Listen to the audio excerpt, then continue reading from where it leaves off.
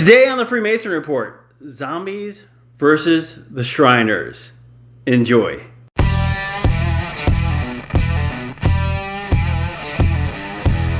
Hello my brothers, today we're coming you another great episode of the Freemasonry Report. This is one that I've been thinking about for a while, and I'm glad that I got 25 likes on the last video because it made that as a stipulation to do a second video, and we had 25 likes, and the last brother said, number 25, look forward to the next one, something along those lines. So thank you my brother for doing that. You're getting a little kudos on the Freemasonry Report for doing so. Okay, so zombies. There's a zombie apocalypse. I gave the scenario of blue lodges. I specifically chose to talk about today the Shriners. And the reason why I want to talk about the Shrine is I think they have an unfair advantage as an independent body in a zombie apocalypse. So much so that I felt they had to go first. Now, if I get 25 likes, I will do another independent body. And yeah, so you give me 25 likes on this video, I'll repeat the process again and do another one. With that being said, let's get started. Why are the Shriners so much more ready for the zombie apocalypse? Now, I understand the logic I shared with the first video of the blue lodges and how they actually will come together and their community unto themselves, but the Shrine has taken it one step further, and they have some unfair advantages. So using the same stipulations as we did the last time, the Shriners actually have buildings that are very well set up, very much structured to handle hundreds of people coming together. Now the great part about the Shriners, they're really well entrenched in the blue lodges, and because of that they have an easy way to actually connect with the brothers and say, hey, we're doing these things. So they have that ability to lend themselves if a local blue lodge gets overrun, if the blue lodge scenario I put out there never worked in the first place, the Shrine buildings would actually be a good general central location. Now the other thing about the Shrine is they have actual locations in different cities, and they have set themselves up in a way, in a structure that makes sense for emergency scenarios. So let me break it down. First thing they have is they have units, and inside of the units they have different people that get together that are past masters. They have people that do degrees. They have people that get together and that are brothers that you ride motorcycles. They have brothers that are clowns. They have brothers for every possible thing you can think of. Everything from photography to you name it. Former military veterans have already been structured correctly in the Shrine. So when you look at the Shrine, that's the first big major advantage the Shrine has. They've already organized themselves in a way where they can instantaneously put their grassroots effort together, get the men in the fraternity, and the women for that matter, engaged in the right way, and have them get active.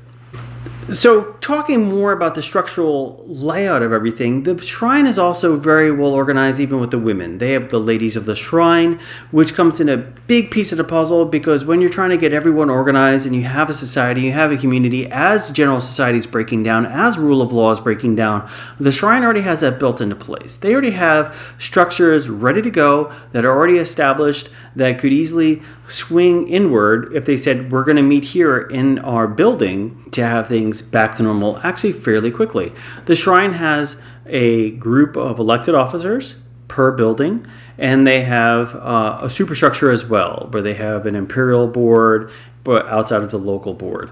Now the nice part about the Shrine that makes them stand apart from every other Masonic body, this is going to be interesting, I think you're really going to kick out of this, is when things break down, the Shrine already has things in place. So they have Gusta Camel, they have the bus. Now you're probably thinking, Camel? Really?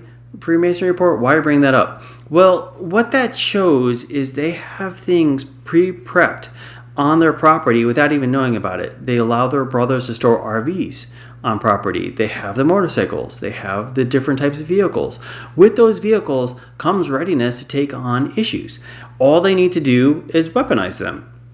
The other nice part about the RVs, if they have to depart from a Shrine building, they have literal mobile land yachts that they can load people into, have them be comfortable, move multiple amount of people across one area to another, already has facilities inside of the vehicle so they're ready to go. That's a huge advantage. That's something that a lot of Blue Lodges don't have. Now, I know there's some Blue Lodges out there that are raising their hand right now saying, oh, me. We actually have RVs parked on our property. Well, great. You're ahead of the coin.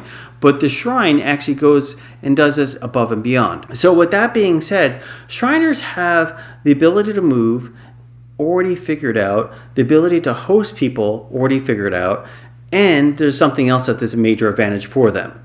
Now, you're probably wondering what that could be. Now, when rule of law breaks down and they pull everyone in and they have their weapons, they have their ammunition, they're defending their property 24/7 because they have the manpower to do so, they have one thing that's tradable that everybody outside of the walls want. And you're probably thinking, well, that's safety, right? No. What the outside world wants more than anything else is alcohol. And the Shrine has actually a built-in bar in most of their buildings, if not all of them. And because they have that, and they're known for being the partiers of the fraternity, now they have something of value to trade to get things they need, which typical Blue Lodges in certain jurisdictions never will have. They'll never have alcohol in their building, but the Shriners will, which gives them an unfair advantage. And with this unfair advantage, they can barter, trade, buy, and sell without alcohol.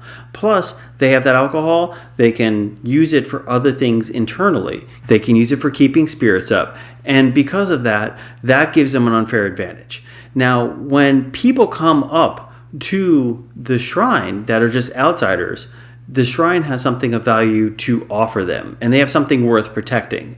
Depending upon how everything goes down, they can create their own hamlet, just like the Blue Lodges do. Now, if you've not watched the Blue Lodges, I'm not going to go into every single detail yet again about what makes the Blue Lodge scenario make sense. Just watch it, Freemasons versus Zombies. I'll put a link in the description so you can check it out, or I'll put a link in a little snapshot caption somewhere in this video.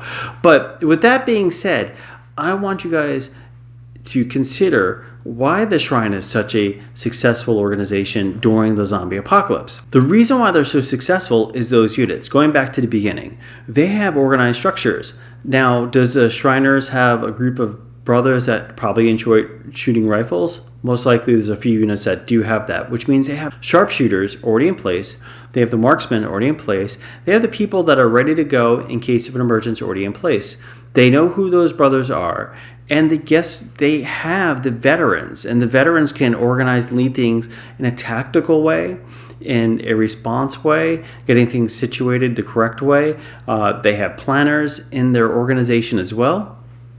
Everything would be business as usual. The real key is, and this is the key that will make them successful and unsuccessful, getting all their Shriners and possibly Freemasons from the near area to the Shrine. Because every Shriner is a Freemason, but not every Freemason is a Shriner. But in this type of a scenario, every brother in our fraternity will cling together and they'll start working together.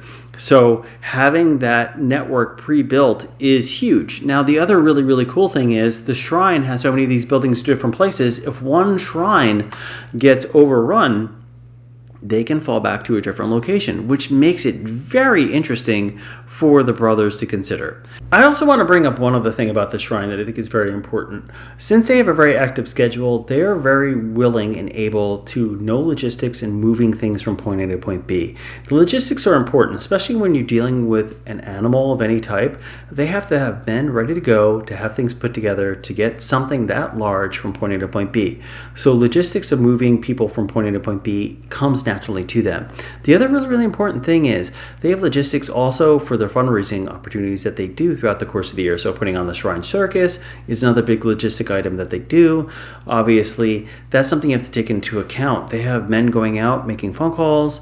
They have men going out collecting checks. They have men going out getting things prepped for the circus. Because they do those special events, they have an unfair advantage on a regular basis because they're ready and prepared to go to make a difference for the fraternity right away. With that being said, I hope you enjoy this episode of the Freemasonry Report. And remember, stay happy, stay healthy, and enjoy the fraternity.